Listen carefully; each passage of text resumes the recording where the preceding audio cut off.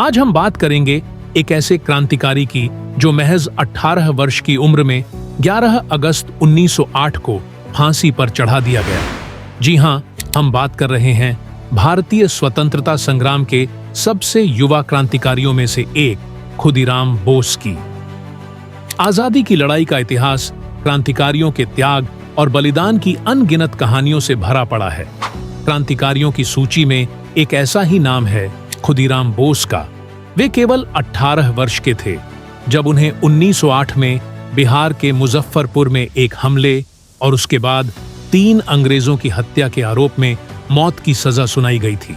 इस बात को 1 सदी से भी ज्यादा समय बीत चुका है, फिर भी खुदीराम बोस का नाम लोगों के दिलो दिमाग पर छाया हुआ है। 3 दिसंबर 1880 को पश्चिम बंगाल में मिदनापुर जिले के छोटे से गांव में जन्मे खुदीराम एक तहसीलदार के बेटे थे। खुदीराम की 3 बहनें थीं। खुदीराम का जीवन शुरू से ही संघर्षों से भरा हुआ था। उन्होंने 6 साल की उम्र में अपनी मां और 1 साल बाद अपने पिता को भी खो दिया। अब बस उनकी एक बहन ही बची थी जो उनकी देखभाल करती थी। उन्होंने ही बोस की देखभाल की। बोस ने अपनी हाई स्कूल की पढ़ाई वहीं के हैमिल्टन हाई स्कूल से की थी। कैसे बने क्रांतिकारी? एक बार मिदनापुर में सार्वजनिक व्याख्यान की एक सीरीज का आयोजन किया गया जिसे श्री अरविंदो और सिस्टर निवेदिता संबोधित कर रहे थे। उनके उस भाषण का खुदीराम पर इतना असर हुआ कि उन्होंने स्वतंत्रता आंदोलन में भाग लेने का मन बना लिया। इसके बाद 15 वर्ष की आयु में वे स्वयं सेवक बन गए और भारत में ब्रिटिश शासन के खिलाफ पर्चे बांटने के जुर्म में उन्हें पहली बार गिरफ्तार किया गया। इसके ठीक 1 साल बाद खुदीराम बोस पूरी तरह से क्रांतिकारी गतिविधियों में भाग लेने लगे। उन्होंने पुलिस थानों के पास बम लगाकर अंग्रेज अधिकारियों को निशाना बनाना शुरू कर दिया था। ऐसा कहा जाता है कि खुदीराम 20वीं सदी की शुरुआती 3 महीनों में सक्रिय एक बंगाली संगठन अनुशीलन समिति का हिस्सा थे। इसी संगठन ने अंग्रेजों को भारत से बाहर निकालने के लिए क्रांति का रास्ता दिखाया था। ब्रिटिश शासन के दौरान समिति का नेतृत्व अरविंदो घोष और उनके भाई बरिंद्र घोष जैसे राष्ट्रवादी नेताओं ने किया था। इस दौरान कलकत्ता के मुख्य presidency magistrate Douglas H Kingsford क्रांतिकारियों के निशाने पर थे। दरअसल किंग्सफोर्ड स्वतंत्रता सेनानियों को कड़ी और कठोर सजा देने के लिए जाने जाते थे और इसी वजह से वे क्रांतिकारियों के निशाने पर थे। पढ़ते रहे कोड़े और कहते रहे वंदे मातरम।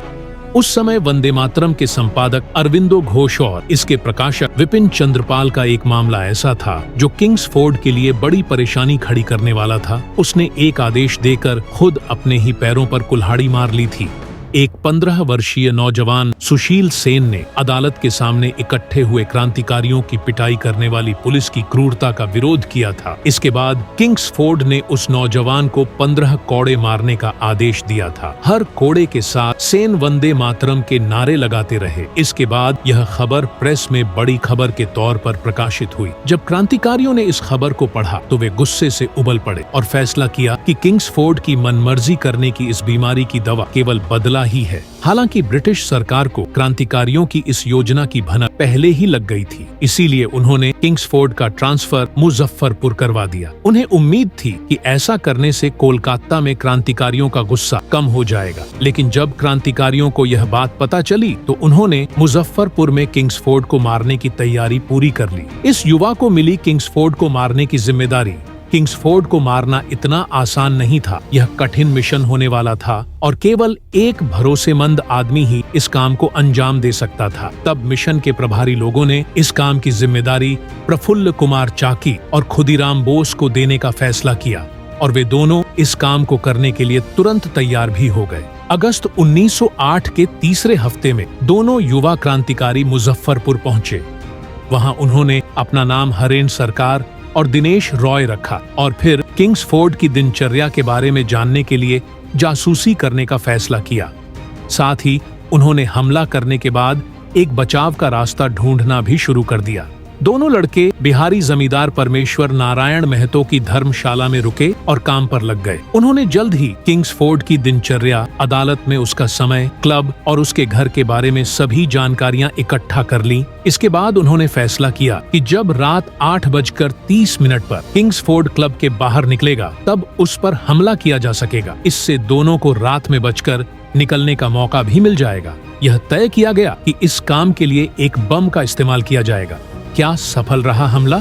ज्यादातर लोगों का मानना है कि किंग्सफोर्ड क्लब में जा रहा था। तब प्रफुल्ल और खुदीराम ने उसकी गाड़ी पर हमला कर दिया। जैसे ही उसकी घोड़ा गाड़ी नजदीक आई, खुदीराम ने उस पर बम फेंक दिया। इसके बाद एक धमाकेदार विस्फोट हुआ और हमला सफल रहा। गाड़ी के परखच्चे उड़ गए और आग की लपटें उठने लगी। प्रफुल्ल और खुदीराम ने यह मान लिया कि उनका मिशन सफल हो गया है और फिर वे अंधेरे में गायब हो गए। इस हमले की खबर चारों ओर फैल गई। आधी रात बीतते बीतते सभी को घटना की जानकारी हो गई थी और पुलिस भी आरोपियों की तलाश करने में लग गई।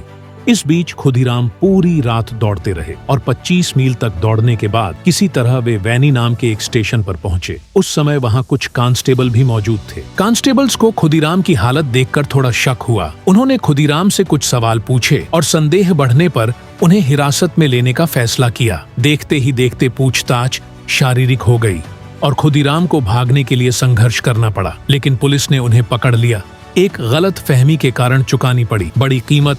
खुदीराम बोस और प्रफुल्ल ने एक गाड़ी पर बम तो फेंका था, लेकिन दुख की बात यह है कि वह गाड़ी किंग्सफोर्ड की नहीं थी। उस गाड़ी में मुजफ्फरपुर बार के एक प्रमुख वकील पिंगल कैनेडी की पत्नी और उनकी बेटी सवार थी। इस हमले में दोनों महिलाओं की मौत हो गई थी। पुलिस कर्मियों ने खुदीराम को गिरफ्तार कर लिया और जिला मजिस्ट्रेट वुडमैन के सामने पेश किया। प्रफुल्ल ने भागने के लिए अलग अलग रास्तों को अपनाया था, लेकिन अंत में पुलिस ने उनका भी पता लगा लिया। हालांकि इससे पहले कि पुलिस प्रफुल्ल को पकड़ पाती, उन्होंने खुद को गोली मार ली। प्रफुल्ल की मौत से अनजान खुदीराम बोस ने जिला अधिकारी के सामने मुजफ्फरपुर बम धमाकों की पूरी जिम्मेदारी ले ली। इसके बाद उन पर मुकदमा चलाया गया।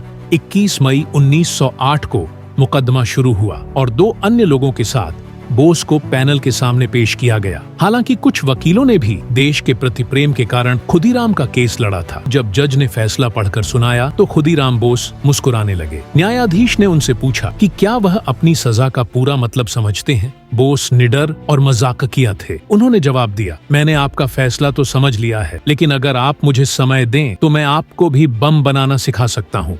हालांकि अभी भी उम्मीद बची थी, क्योंकि खुदीराम के पास उच्च न्यायालय में अपील करने के लिए 1 सप्ताह का समय था। खुदीराम ने शुरू में तो इनकार कर दिया, लेकिन अपने सलाहकारों के समझाने के बाद अपील करने के लिए तैयार हो गए। हाई कोर्ट में सुनवाई 8 जुलाई को हुई। खुदीराम के वकील नरेंद्र कुमार बसु ने अदालत के फैसले को चुनौती दी।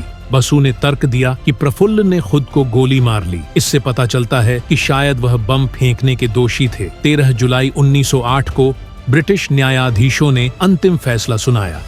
खुदीराम की अपील खारिज कर दी गई और ब्रिटिश जजों ने उनकी सजा की पुष्टि की। 11 अगस्त से पहले फांसी की सजा पर अमल करने का आदेश दिया गया। उस दिन जेल के पास का क्षेत्र फूलों की माला लिए लोगों की भीड़ से भर गया था। खुदीराम ने खुशी खुशी फांसी का फंदा चूमा और कुछ ही समय बाद उन्हें लटका दिया गया। महज 18 वर्ष की उम्र में खुदीराम को फांसी दे दी गई थी। इसके बाद उनकी शहादत ने क्रांतिकारियों के बीच एक अलग ही जोश पैदा कर दिया। कवि पीताम्बर दास ने खुदीराम बोस के मातृभूमि के प्रति जुनून के सम्मान में एक गीत भी लिखा था। खुदीराम बोस जैसे ही अनेक क्रांतिकारियों ने देश की आजादी के लिए अपनी जान कुर्बान कर दी थी। हमारा नमन ही ऐसे क्रांतिकारियों को। जय हिंद।